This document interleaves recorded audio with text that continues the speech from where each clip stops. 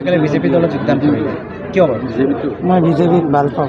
মোদী চৰকাৰৰ নীতি, হেমন্ত বিশ্ব শৰ্মা ছাৰৰ নীতি আমি ভাল পাওঁ, সেইকাৰণে বিজেপিক শুনছোঁ। আপোনাৰ নামটো?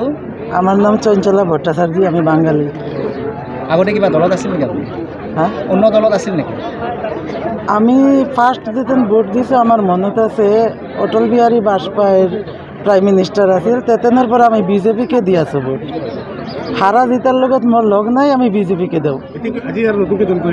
আজি প্ৰথম জইন কৰিছোঁ। কিন্তু আমি এটা মানে পৰিচয় লাগে মোৰ, সেইকাৰণে আহিছোঁ ষ্টেজৰ ওপৰত। কিবা ক'ব নেকি? কিয় যোগদান কৰিলে বিজেপিত?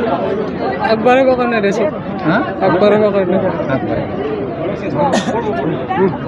মই পঞ্চায়ত 10 বছৰটো থাকিলোঁ। কেনেকুৱা ধৰণৰ উন্নয়ন হৈছে গোটেইখিনি মই জানো। গতিকে এই উন্নয়ন গোটেইখিনি মই দেখা পাইছোঁ। দেখিওতো আৰু মই চকু মুদা কুলিত ভাৰ ধৰিব নোৱাৰোঁ।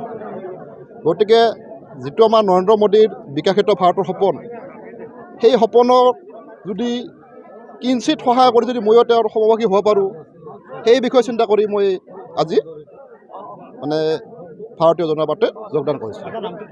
মোৰ নাম ৰূপেন দাস হয়। মোৰ লগত মোটামুটি আমাৰ গাঁৱৰ 15জনমান ডেকা ল'ৰা আহিছে আৰু বিভিন্ন গাঁৱৰ পৰা ল'ৰা মানুহ আহিছে। হয়, চাওক, মই সৰুৰ পৰা দল কৰা মানুহ, গোটেইখিনি দেখা পালোঁ।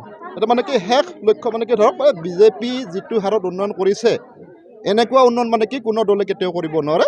আৰু তাৰ কাৰণে আজীৱন মই মানে কি বিজেপিৰ লগত থকাৰ বাবে শেষ ভৰসা এইটোৱে ইয়াতে আহিছোঁ। এতিয়া মই আৰু দল সলনি নকৰোঁ। গতিকে মই সেইকাৰণে সকলোকে কৈছোঁ মানে কি যিটো বিজেপি দলৰ আদৰ্শ, সেইটোৰ বিষয়ে মই বৰ্তমানত জ্ঞাত নহয়, লাহে লাহে জ্ঞাত হ'ম আৰু জ্ঞাত হোৱাৰ পিছত মানে কি সৰহকৈ পিছত মই এই বিষয়ে আপোনালোকক নিশ্চয় জনাম।